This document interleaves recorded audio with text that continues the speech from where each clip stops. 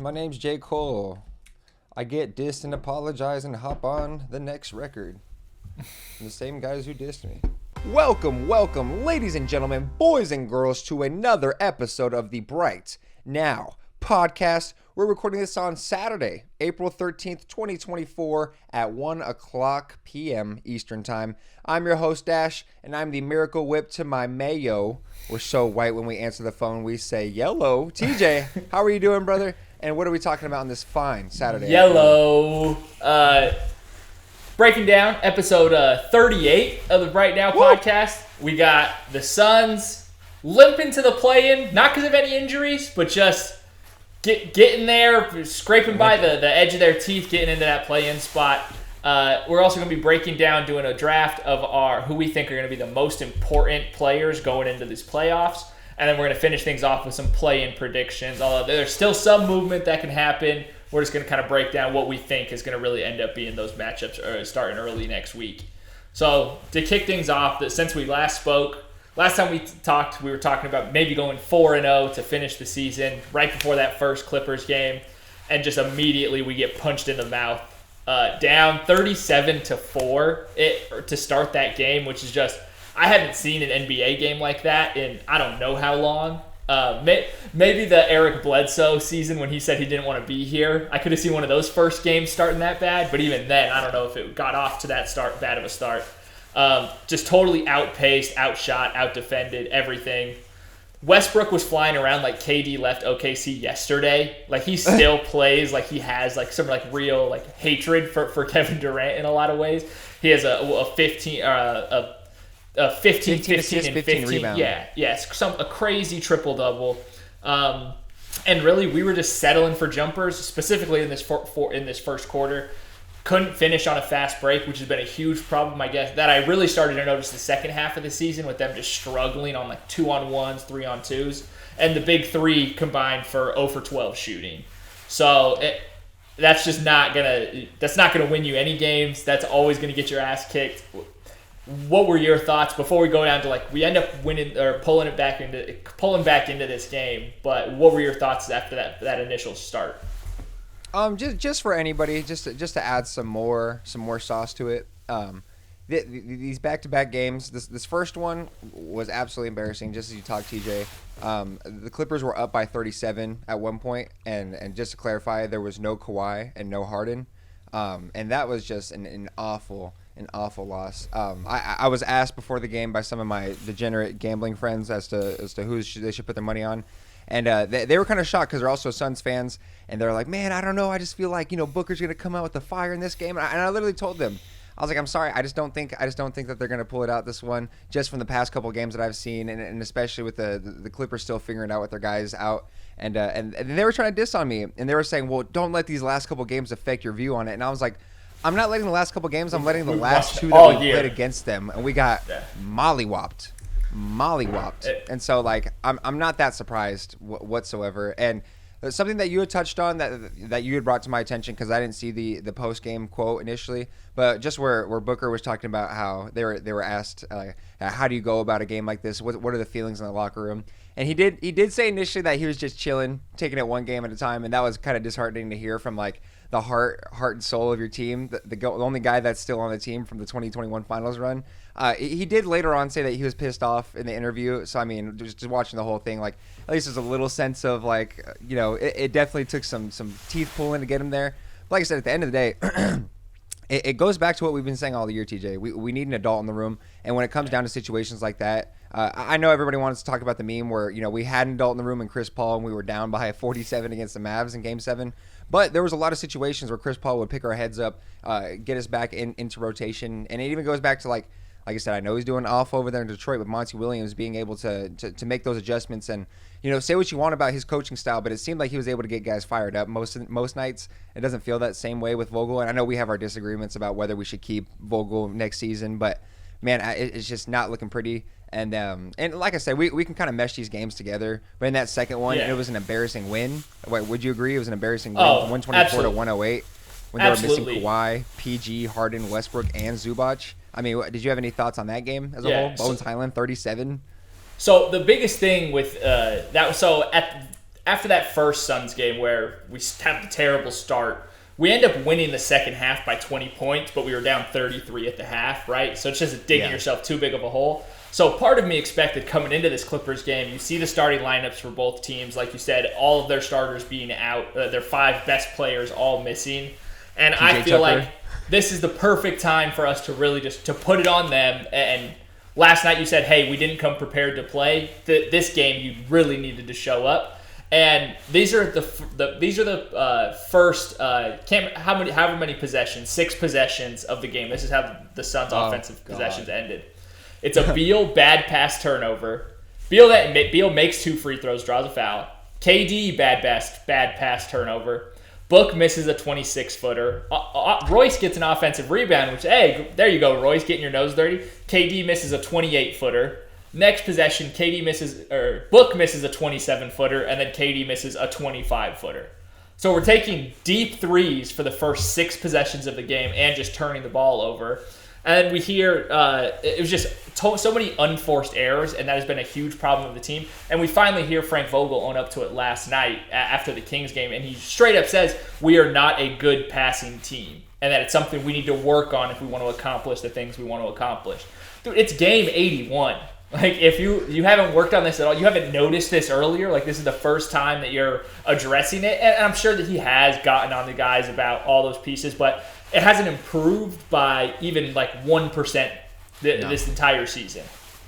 No, because we go all the way back to the Knicks game early in, what was it, November, I think, that was one of our main issues. Like, I was looking back at one of our old podcasts, and like we were saying that early into the season, I mean, that it was a complete issue, and it's just like you said, it feels like it's kind of grown in importance of how bad it's come to, but I mean, like you said, at the end of the day, it's game 81. Not sure that's really going to get fixed. It seems like we're kind of just preying on the fact that we can hit more shots than other teams in the playoffs coming up, which, I mean, you know, I guess there's worse ideologies going in with the guys, like with the big 3 that we have, but still not super impressed. Yeah. Eddie Johnson in that second Clippers game, KD made a pass in the first half as well that ends up doesn't get picked off. I think it gets a little tipped and either goes out of bounds or we end up catching the pass anyway. And he's like, yo, if this is the normal Clippers defense, like that's 2 points going the other way in 4 seconds. Like, because the amount of length and just athleticism that they have on their defense. Like, this game, we had PJ Tucker starting, and we still only we end up winning the game by 16 points against a team. If that was the Clippers roster all year, they would be like with the Hornets. They would have 19 wins. And we just can't take care of business because we just don't take these games seriously. And I know Booker finishes with 37 in this one, but Bones Highland also scored 37 the other way. Like, we just let a small point guard just score however and wherever he wants, and we have nobody to really match up with them.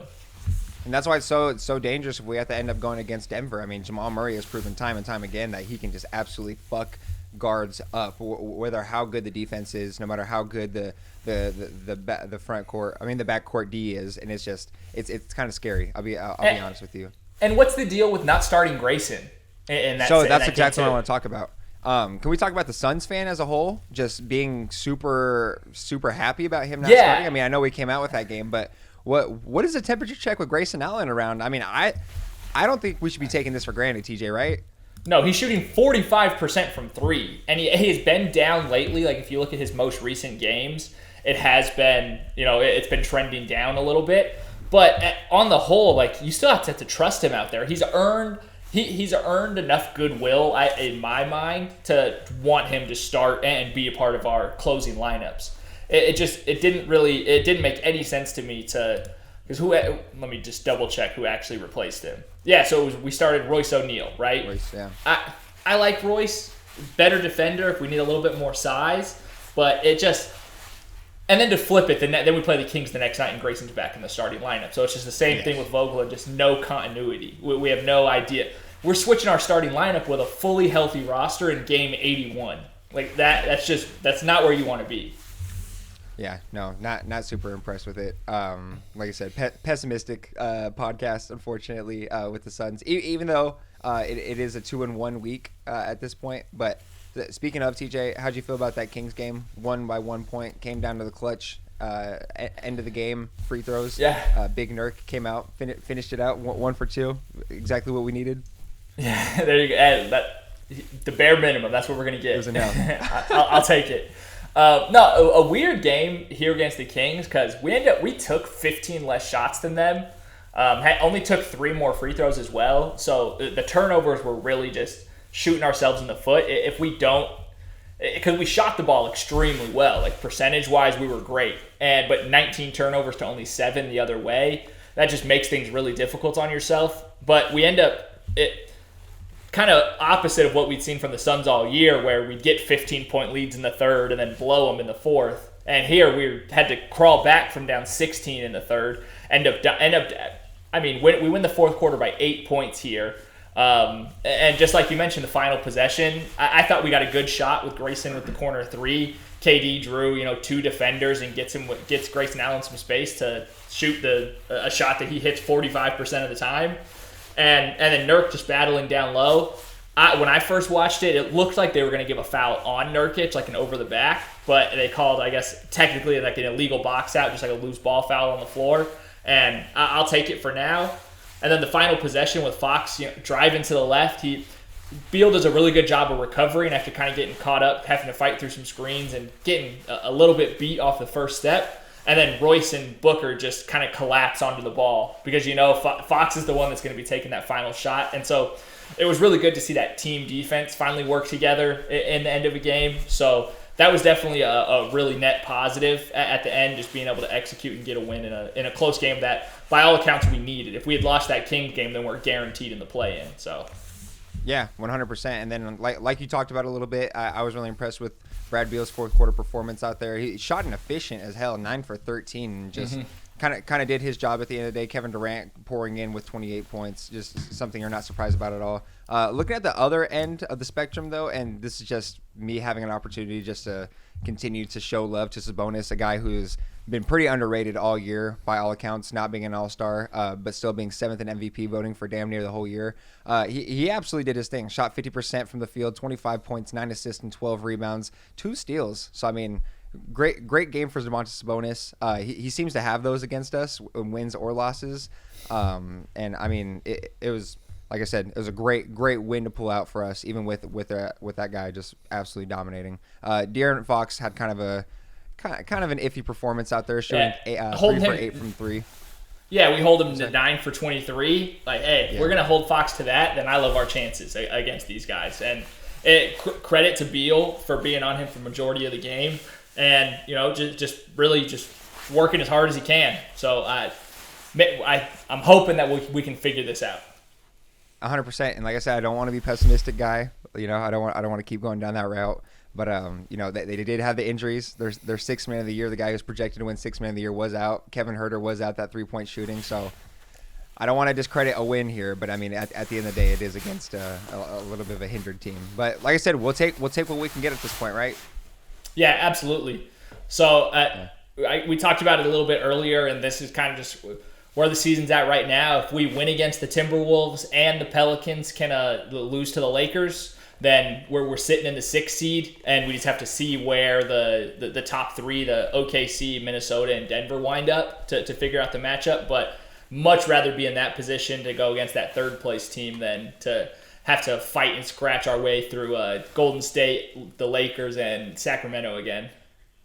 Los Angeles, you're looking at your newest fan right here. Let's go ahead and get this W against the Pelicans. Holy shit. But do you have anything else you wanted to add on about the Suns right here? No, I'm. It's just same problems are persisting. We've said this every episode, damn near. And if we can outshoot somebody, we can win a series. If not, we'll see what happens. But just right now, I got to focus on the Timberwolves game. They got Karl Anthony Towns back. We'll see what happens. Let's focus on the right now. Coming up next, we're talking about the most important players in this upcoming playoffs. We're going to do a little bit of a draft style, so stay tuned. The Synagogues. Yeah, they're like those. They're like sell them for like $1, and they just have all the different flavors. Just get one of each. And we are back talking about our playoff most important players draft. And TJ, I think this is a good idea. Let's just go ahead and ban Nikola Jokic. I mean, the best player in the league. It's pretty important. Whoop-de fucking do, right? Like, yeah. Great pick. If he's on the court, their team is going to be the favorite in every series. It's kind of, if we're doing it draft style, we just enough has been said about this guy all year. He's going to win a third MVP, and he's definitely the favorites. No matter how good the Boston Celtics regular season record has been, no professional basketball person is saying that they have a better chance than Denver right now. So clearly the most important guy, and after him, it's just everyone's competing for second place right now. No, 100%. And it's just like if you were going to pick him in the draft, you would just say he might win back-to-back Finals MVP, make him a top 10 player all time. Most important in that aspect, right? Yeah, so we don't have to talk about him. I'll start us off though. This is still kind of a cheap pick right here, but I got some reasons as to why I'm picking this guy, obviously. But that's going to be the first pick in the draft, which he should have been the first pick in the draft in 2018, and that's Luka Doncic. He's made a real push for the regular season MVP. Had fans and maybe even some of the voters change their mind these last couple games, but we both know at the end of the day that Nikola Jokic is going to win it. So not going to be unanimous for him this season. But I mean, if he doesn't win it this year, TJ, I think a big playoff run by him in this postseason is really going to force the voters' hand to finally pick them as their MVP, especially if he's putting up these same numbers right here. I mean, they're fucking ridiculous. I don't even need to talk about over the stats. Averaging almost damn near triple-double with 34 points. It's kind of absurd. And I also think that this playoff push will finally allow Luka to fully take that torch of like being the number one face of the league guy. Obviously, Nikola Jokic is still there, but you know what I mean, like in terms of face, like being the guy. Absolutely. I know he's European, and you got some xenophobic people who think that won't be too marketable. Yeah, Gilbert shout Arenas. out Gilbert Arenas. But no, I think he's got the swag. I think he's got the shit talking ability, the numbers, the Jordan brand to allow him to his be shoes are comfortable. his shoes are nice. His shoes are solid. That's what I'm saying. He's got some cool shoes. So I do think that he could be that face of the league position at least until Wemby comes along and wins multiple championships. But for that time period in between, I think it'll be good for him. It'll be hard not to tune into every game of this guy during the postseason. I mean, for his career, he's averaging 32.5, 9 rebounds, 8 assists. During the playoffs, has huge moments, had a few game winners here and there. Even in his first playoff series against that Clippers team, I'm sure you remember that was one of the points where I knew he was that guy. Absolutely. When everybody in the entire building knew who was getting the ball and he still hit that step back three, I was like, man, that is fucking insane. And shout out to that awesome Game 7 against the Suns in 2021. Just lovely. I mean, it's set 2022. Just a lovely memory. So he's shown that he can dominate in the clutch and he can dominate from start to finish. And that's just going to be a beautiful product to watch. And I think that's important to the playoffs for not only in the sense of basketball as just like me and you, a real tapped in guy to the NBA, but just even to the casual fan, it's going to be very positive for the league as a whole. Yeah, he was the first guy on my list too. Really just playing the best basketball of his career lately, like specifically down this recent stretch, the last third of the year. Career highs in points and assists right now, and right neck and neck with his career high in rebounds. And the Mavericks as a whole, like post All-Star, they have the 4th best win percentage in the league. I know strength of schedule factors into all that stuff, but they have gotten hot at the right time, and if they go up against the Clippers in the first round, like you said, they are not going to be scared. They got Luka and Kyrie both have. They've gone through playoff wars and have really already earned their stripes in the playoffs. So they are definitely could be poised to make a run, and that's why Luka's the most important guy, because if he is if he takes half a step up from where he's at now, they could really win a title. My God. So yeah, that has to be the pick right after Jokic. Decent pick then? Fantastic pick. So, all right. With my first pick, I'm going with one. When I was first trying to figure out this part, I almost wanted to put Porzingis here, but couldn't really find, because I just know that he's going to be very important to their run and just how the kind of things that he unlocks for them, being that kind of stretch 5 ability. But when you look at the numbers, like they're 19-4 without Porzingis this season. So it's like, okay, there's not really that numbers, or like their stats aren't significantly better. So I kind of went with the basic pick, and I got to go with Jason Tatum. 36% from the field in the clutch this season is the scary part. That's where his importance is going to have to come from, is executing in crunch time. He kind of left Jaylen Brown out on an island when they were in the finals against the Warriors. If he can play like a top 5 guy, they're going to steamroll everyone in the East. Giannis is going to miss the first few games of that first series, so who the hell knows there? And after that, the Celtics should not, if Tatum is playing like he's supposed to play, they don't have to worry about the Knicks or the Cavs or the Magic or whoever you want to talk about. They're walking to the finals. Yeah, 1,000%. And this is another guy who could talk about if he does win the finals, he could take that torch as well as being the face of the league. I know there's already been a push by the NBA, it feels like, especially this last season, to go ahead and make him the guy. You see him on all kinds of commercials. You've seen it on the Ruffles commercials for the past 2 years. He's been out here. Just there's a good baby face for the league, a guy who doesn't get into any trouble, doesn't have any scandals, has major success throughout his career. And like you said, I think in terms of importance to the playoffs and the Celtics' chances of winning it, I mean, obviously huge. I mean, the thing we've talked about going against other teams is you have to have that top 5 player in the league. And if he can play at even like a top 7 player in the league with that kind of talent around him, I think you're absolutely right. And that team can make like a real run. I like the pick. I'm going to have to go with the third overall pick in this draft. My second pick is going to be Joel Embiid. Now, I know it sounds kind of strange, but hear me out. A guy who has definitely been the consensus for MVP of the season pre-injury. He's now 5-0 in the games that he's been back. And let me just read you some of the points that he's had. 32 yesterday against Orlando. 37. He had 30, 29, and 24. He has not missed a goddamn beat. And this man is still grabbing boards with 13, 11, and 12 in the last 3. Still absolutely being a floor general. I know he's got a super high usage percentage, but throwing out 7, 8, 3, 7 assists out here is something you absolutely love to see just coming out the gate.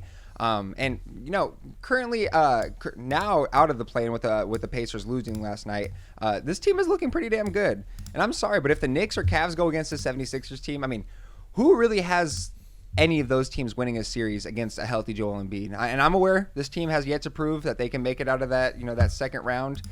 So you could convince me otherwise, but I think with the duo of Embiid and especially the steps that Maxey has taken over this past year, this team could give, say, like the Bucks a run for the money in a serious way, I think, and it could cause a major shift in the Eastern Conference Finals prediction.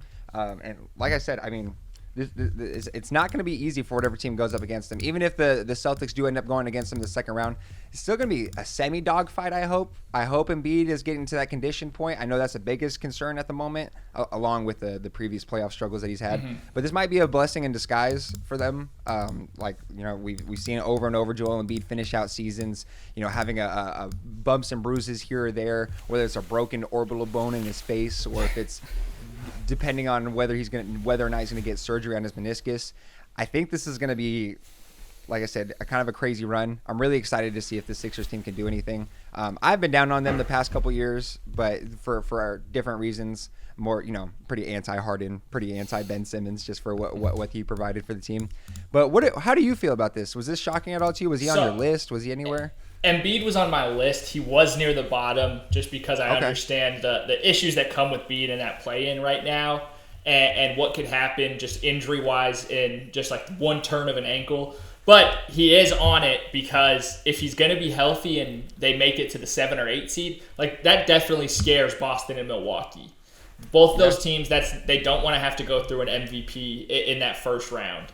Specifically, not the Bucks. If I'm going to mention Giannis's injury again, but if he's not there for the first 4 games, that Sixers team could theoretically sweep the Bucks. I wouldn't put it past them. I wouldn't put it past Tyrese Maxey to outplay Dame in a series like that with Embiid just dominating in the paint. Because what Brook Lopez is going to have, he's not going to be able to do anything with him.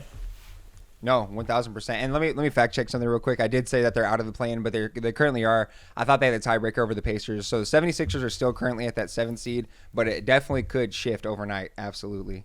But no, I think you're completely right. Having that dominance in the paint.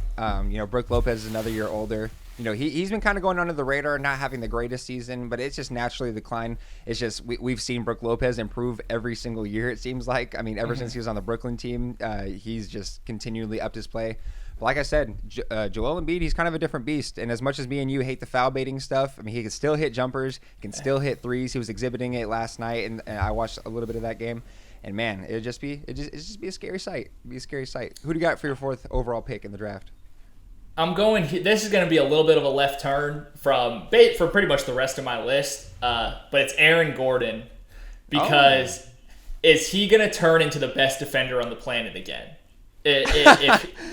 If he's really Jokic's true sidekick on the Nuggets, I know Murray and his two-man game is incredible, but just Aaron Gordon, how well he actually complements everything Jokic does and can make up for on the defensive end. Like last season in the playoffs, his matchups were shooting less than 40% from the field and 27% from three. So like they go to the finals and he guards Karl Anthony Towns, then he's guarding Booker and KD, and then he guards LeBron. And then they go on and win the finals. Butler. And he scores and then he scores 27 points in Game 3 of that series too. So if he's going to elevate his play in that same way that he did before, and I don't see why he couldn't. If anything, that group is just going to have way more chemistry and continuity than ever. So a lot of things can happen in the West. There's a lot of really great teams and great players. But if Aaron Gordon's going to complement Jokic the way he did last year, it's probably a wrap, and it's going to be kind of an easy walk.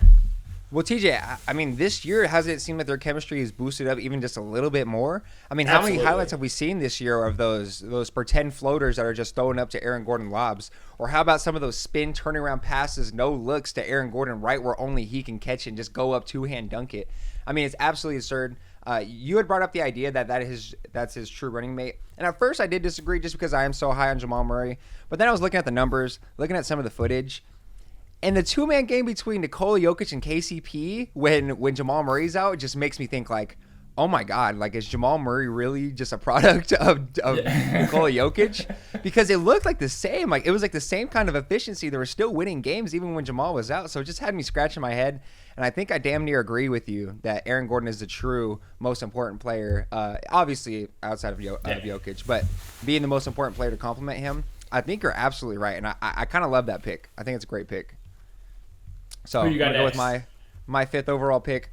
And I feel bad, with that Aaron Gordon pick. I'm like, I kind of feel bad picking these superstars. But this one's very important. The rest of my guys are superstars, so don't feel too bad. I probably could have waited on Aaron Gordon, but I got you. I respect it. Okay.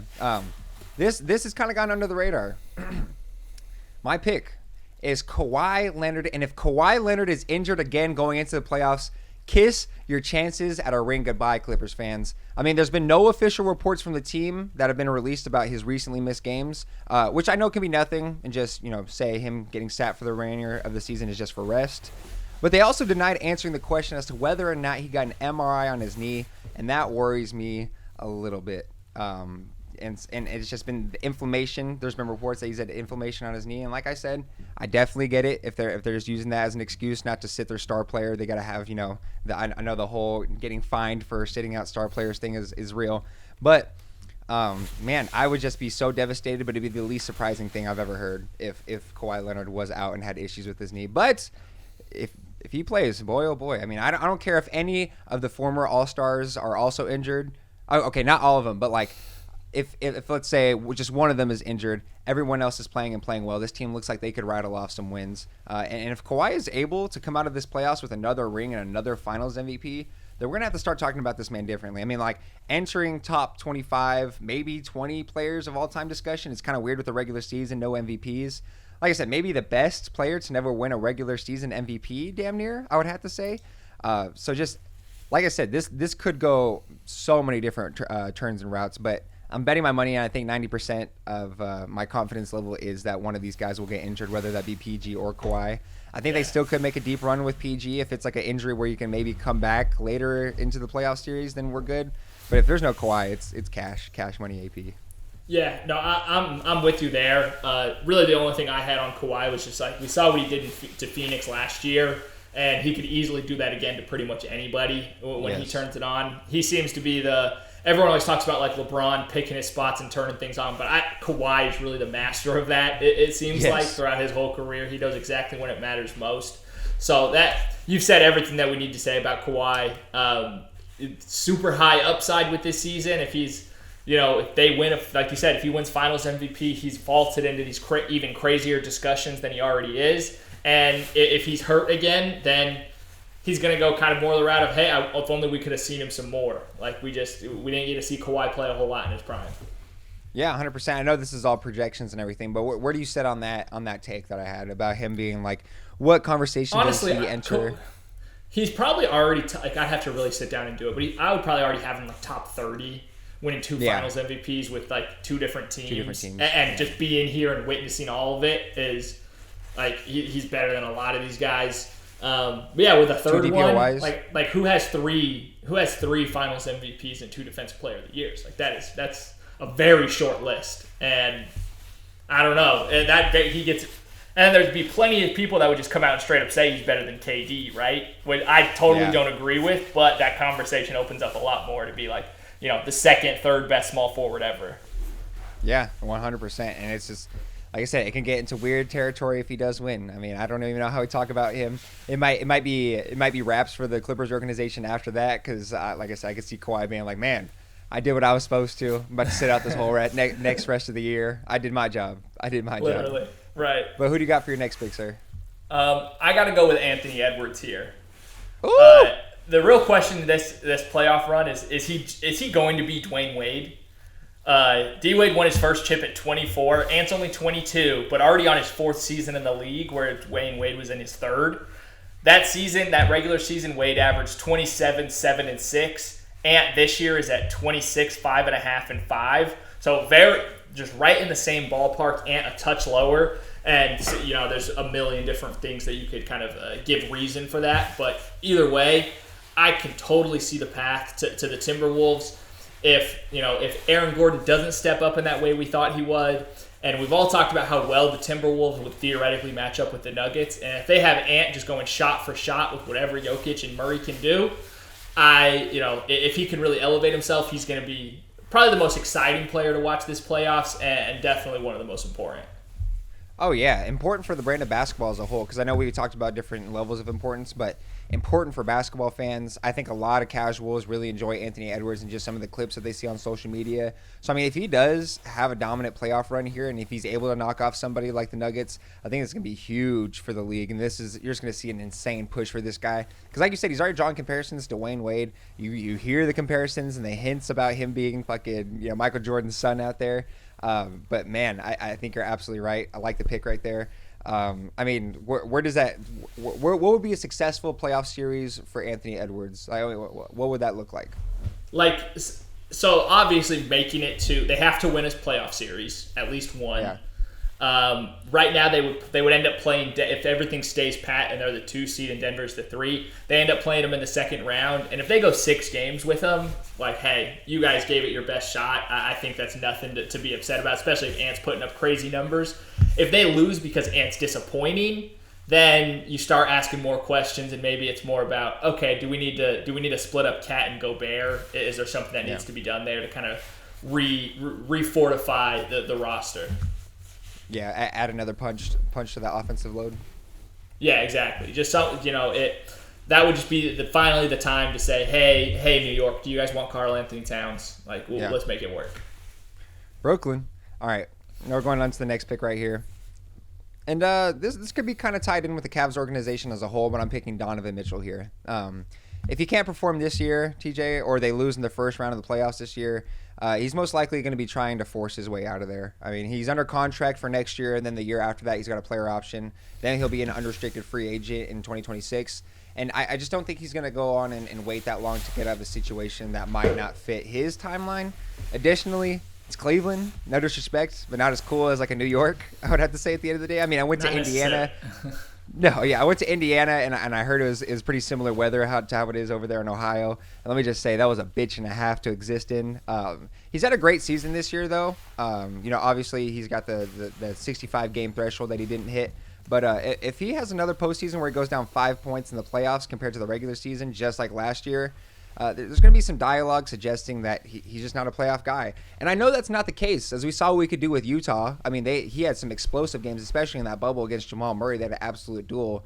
But that's just naturally where things are going to go in terms of the discussion that they have about this guy. I'm still pro Donovan Mitchell. I do have questions as to whether if he is strictly a floor raiser or if he is that ceiling raiser guy. But what are your thoughts on this pick?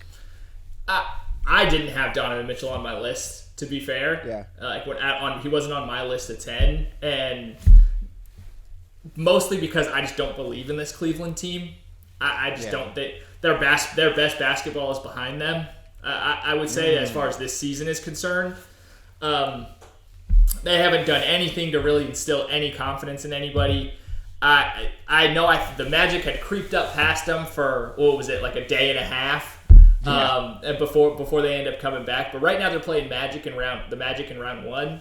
Maybe they can squeak out of that series, and then you're then it's just delusion into telling yourself that this team can compete for a title. Like Garland and Mobley are on good timelines. You would still have one of the best young cores in the league if you moved Mitchell for extra pieces, draft capital, all those things that you'd expect from a superstar trade. And it's just I would not want to see them run it back with this.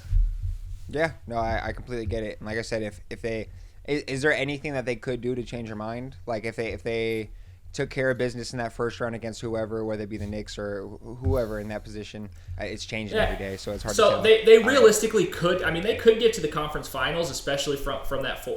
They'd have to play Boston in round 2, though. So if you see them beating Boston, I don't see them beating Boston. I don't see them beating Milwaukee with a healthy Giannis. The Knicks, we saw what the Knicks just did to them last year, so they'd be really confident going in there. But Randall's done for the year, right? So that's the one saving grace for them. But are those two bigs actually going to be able to play when it comes down to playoff basketball? Yeah, we'll see at the end of the day. Like I said, we saw the lights were too bright last year. Let's see if they're too bright this year. Who do you got for your next pick? What is this, number 5 for you, or number 4 for you? This is number 4. Okay. So I gotta go with SGA. Okay. So we know he can do it in the regular season. This is his first taste of the playoffs as the guy. We all know about the runs and playing with the Clippers as a role player. First time we're going to see him when everything flows through him. Can he really will the Thunder to a conference finals, potentially the finals? If they're going to make up for the lack of size, obviously Chet is going to be a huge factor in that if he can play bigger than he really is. But SGA is really going to be the one that can kind of dictate those things. We know he can score in the half court. I'm of the camp that I think his game really will translate, even though the free throws are probably going to drop down a little bit. But he's probably going to take more shots, period, anyway, to make up for that lack in scoring. So I got a ton of faith in what SGA and that Thunder team can do. It's a really tough West, and I just want to see him play to the best of his abilities. Definitely rooting for them in some capacity. Obviously not if they're playing the Suns, but I think he's going to be really important to watch and really fun to watch. Yeah, I completely agree. And like I said, I'm also in that camp that falls under the idea that his game will translate in the playoffs. Just being able to be so successful in that half court and snake through just defenders so easily is something I think that will convert to playoff wins and playoff scoring that he'll continue to exhibit. I'm trying to think any concerns. Maybe the 3-pointer. We've always been looking for that with SGA to see if he can improve on his 3-ball. We'll see how they play him, similar to like how they play John Morant or Ant in a lot of these playoff series, just kind of living with those 3-pointers. But like I said, I think he'll figure it out. I got a lot of faith in SGA. He's kind of a dog. With my last pick in the draft, kind of ironic. You brought this guy up, but I do think he's that important, and it's going to be Kristaps Porzingis. And let me rest my case for it, because like you said, you kind of talked about it, but flat out, TJ, if we get a healthy Kristaps Porzingis in May, I don't see anyone other than Denver pushing them to 7. I mean, just flat out, the ability that he has to space out the floor. I know he's not shooting the craziest 3-point percentage in the world, but every time I tune into a game, it feels like he hits at least 4 28-footers. Like that's just where he feels most comfortable, just shooting a couple feet behind the arc.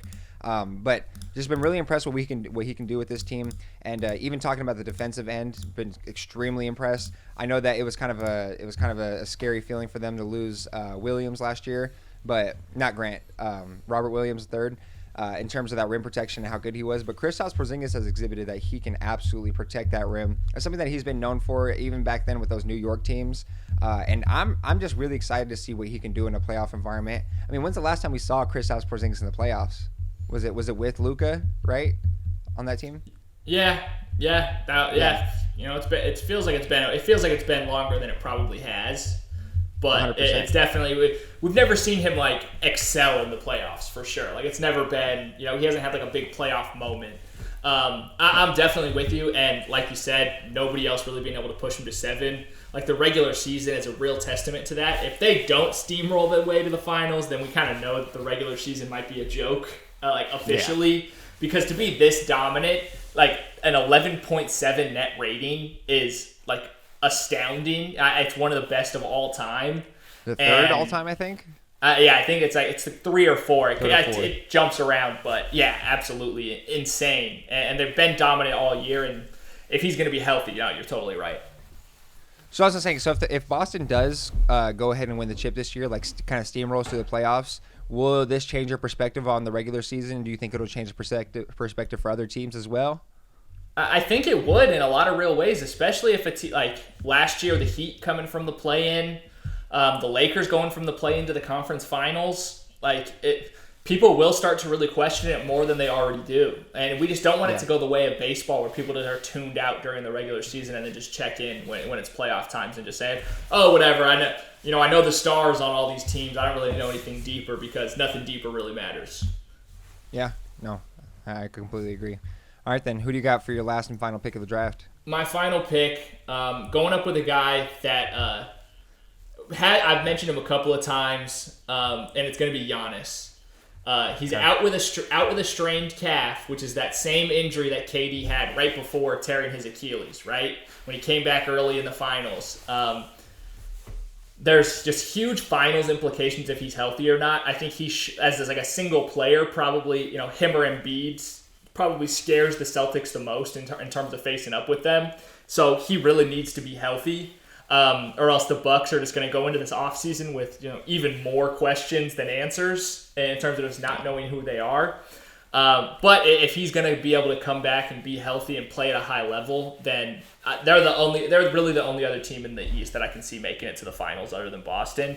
And it would have to take some crazy heroics by Giannis and Dame to get it done. Yeah, no, I think you're right. I heard an interesting take recently, and I wanted to hear your thoughts about it. I'm glad you brought him up.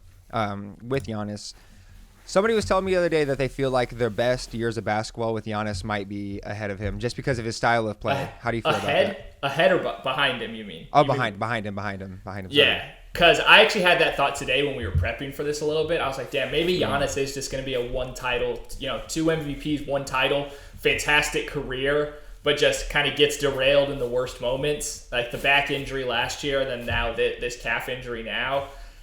He maybe has to change something with the way he's taking care of his body. I don't know if he's a little bit too big to be running and jumping around like he still is. He might need to change his game some. But I don't think it's far off to say that his best game, the best days are behind him. Because what would you think is Giannis going to win another MVP? I guess that's kind of the question. And he's going to finish top 5 this year. So who knows what happens next year? But it's tough. No, 100%. And just something I wanted to bring up was even in his prime peak year, dropping 50 in the finals. If you recall, he did have that knee injury that he just completely played through, and I mean, it's very admirable. He ended up still getting surgery in the postseason, in the off season. But like I said, I really hope not. It's not the case because I mean, if you've been listening to this podcast, you know that me and TJ are huge fans of Giannis and his game and his style of just. He's like a big Westbrook in a way. You know what I mean? Just completely going 110% in all 32 minutes that he plays out there in the court. And I really hope that's not the case, but it kind of made me reflect, look in the mirror a little bit, and I'm like, man, is that the case? Like, is Giannis really going to be – is this his style of play? And then he's just – he's about to push 30 right now, so it's just – I really hope not, but I thought it was an interesting thought to bring up to you. But – no, I like it. I'm glad we had these teams right here. Do you want to go back down the list and see just recall? Give us your guys. I got Luka Doncic, Joel Embiid, Kawhi Leonard, Donovan Mitchell, and Kristaps Porzingis.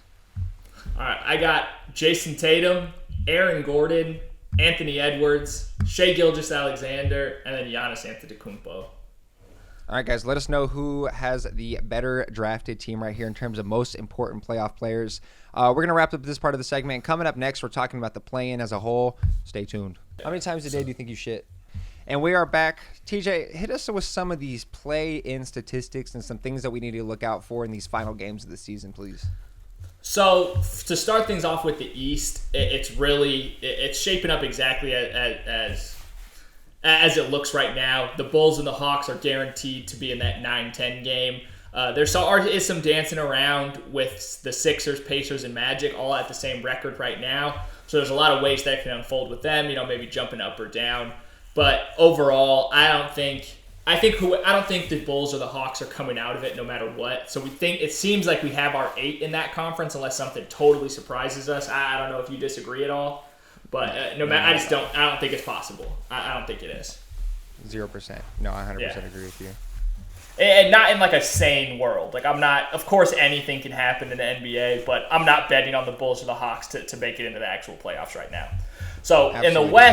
in the West is where it gets really interesting, specifically for us, just with the Suns fighting for that last spot, to that last 6 seed. And, we have a path. It's not all up to us. The Suns, we got to beat the Timberwolves, and the Pelicans have to lose to the Lakers because we do own that tiebreaker. But right now, if we look at who all these other teams have to play for the rest of the season, there's some sliding around that can happen. But Sacramento's got Portland. That's probably going to be a win for Sacramento. The Warriors have the Jazz, probably a win for the Warriors. So that puts them both at 46 wins. We need the Lakers to beat the Pelicans, so let's hope that they get up to 47. And then for us to beat the Timberwolves, that gets us to 49 and into that 6 seed. So the ways it could play out, it could be the Lakers, Kings, and Warriors are in the play-in for certain. It's just between the Suns and the Pelicans who's going to be that last spot. And I don't know how you're feeling going into the Timberwolves game. What about Lakers Pelicans? But what are your opinion on all that? Yeah, I mean, in terms of the Suns versus T-Wolves, like I said, we beat them before. We know what's possible. Obviously, we always go back to that game. It was the first statement win of the year. But like I said, just this team has not exhibited, any sort of dog heart and any heart, sort of heart, soul. any of that stuff. Yeah. And so it's hard to put money on it. Like if I was a betting man, I don't know if I would bet on the Suns winning. No. In this game right here. And Minnesota needs the win too because they want to grab up the 1 seed for sure. Like they want to play one of those play-in teams for sure. And the Lakers don't have a ton to gain by winning. If they lose, it could be sort of bad for them, but I'd have to look into the tiebreaker with the Kings, but it looks like they have it right now based on the way things are ordered. So I don't know if I count on the Lakers to beat the Pelicans anyway, because the Pelicans really need the win too. So yeah. When it's realistic still that without Brandon Ingram, no? LeBron and AD could sit though, realistically. Yeah. It could just be like a healthy scratch, just finish off the season like, hey, we're going to be here anyway. I know they think every game matters too, but I don't know. I'm not super confident either way. If it is, Suns, Lakers, Kings, Warriors in that order, how do you think it plays out? So we got Kings, Warriors in that first game. Who would you go with? I think that's so. Just in terms of enjoyment factor, period. I mean, that's awesome. I mean, especially considering what we saw last year between the two teams, pushing the Warriors to 7. Man, I think that the Warriors have semi figured it out, and I just cannot discount their ability to just absolutely turn it up when it comes to the playoffs. We saw it a little bit last year. We see that the whole Draymond Green shenanigans, it seems like they wore down, but then he got ejected not too long ago, and then he's still talking shit to people. So, I mean, I think I might have to take the Warriors in that series, TJ, in that two game series. What do you think? I don't know. It's hard for me to not say the Kings. I don't know. I haven't seen a lot of things I like from the Warriors. Yeah, it's Sabonis and just kind of dominating inside. They match up really well like we saw last year. Obviously going the full 7. The only problem is after that, I think both of those teams, I'd like to say the Suns will beat the Lakers in that other game, and I think both of those teams are losing to LA. It's just too much size in LA for them. No, 100%. And as you touched on kind of earlier in the podcast, I know we talked about Kawhi Leonard being able to turn it on, but LeBron James consistently, I mean, he's kind of made the play in his home after being such a Debbie Downer on it at first. Exactly. Yeah. So I think that it's going to be huge for any of those teams. Like I said, going against the Suns, I'm a little nervous just because we even saw in the in-season tournament that we could not take care of business when the stakes were like slightly higher than they usually are. So, I mean, we'll have to see. We can't have another Devin Booker stinker against them. I'm I'm just trying to think. How does Nurkic match up with Anthony Davis? Anthony Davis still can't shoot jumpers. He hasn't been able to hit a jumper since 2020. So, I mean, we'll be able to keep him in front. We'll be able to use that size. He's been pretty decent in the matchups this year against him. In terms of it felt the Lakers have had our number this year, though. We've gotten them a couple times, but it just seems like the Lakers have kind of been on our ass this year. And it just makes you worry. Eye test wise, it looks like the Lakers got us. So we just gotta hope that we have to beat the Timberwolves, and we need the Lakers to beat the Pelicans. Like just straight up, it's as simple as that. If it's not that, then I'm really gonna be sweating those first. That April 16th, right when the play-in starts. How big of a blunder would it be if the Suns just completely didn't make the playoffs this year? Like, where is your stance as a whole? Yeah, it's a travesty. Like. Straight up, it's just a lack moves of. Would have to be made. I don't know. We've looked at the roster, dude. Like they're not going to be able to trade Beal, first of all, so that's off the table. Eric Gordon can hopefully retire, and we get a little bit of cap space there to maybe get a mid-level player. But then you're in the same position you are now, where you're just signing guys to the minimum on 1-year deals, right? And we have no draft capital to kind of even have somebody, to attach a pick to Beal to get someone to take him off our hands. It's just not going to happen. And TJ, how much less appealing does this Suns team look to somebody who would be willing to take that, that lower contract as compared to like the beginning of the season this year? Like it doesn't look tasty, right? No, not at all. Because it's like, I'm just going to have to like be in a weird locker room where it doesn't seem like anybody really gets along. And I'm going to have to, just take a lot less shots and do all the dirty work. Unlike when the other option is to go sign with Denver on the same contract and get the ball and have opportunities to score. Literally, like you get spoon-fed, and then to get fucking spoon-fed another contract for another team the next year, just get paid a bag. So, yeah, I don't know. So, do you have any specific predictions for how it's going to shape up in the West? Let's say it finished how it did today. How would you like the records finished the way they are today? What are your predictions? Yeah, I would go with I would take the Kings over the Warriors and the Suns over the Lakers, and then the Lakers over. So I do think it would be the 7-8 that went through. So no, it's not a super exciting prediction, but there's a reason those teams are. Even if they are right neck and neck, there's a reason that somebody's a little better. No, I think I agree too. Man. All right. Well, we already said it before. Didn't expect to have these conversations at the end of the year as a Suns fan. Didn't expect it at all. Not at all. All right. Well, that's going to wrap up this podcast. Episode 38 in the books. Thank you so much for watching / listening, ladies and gentlemen. And as always, I hope you have a phenomenal rest of your day.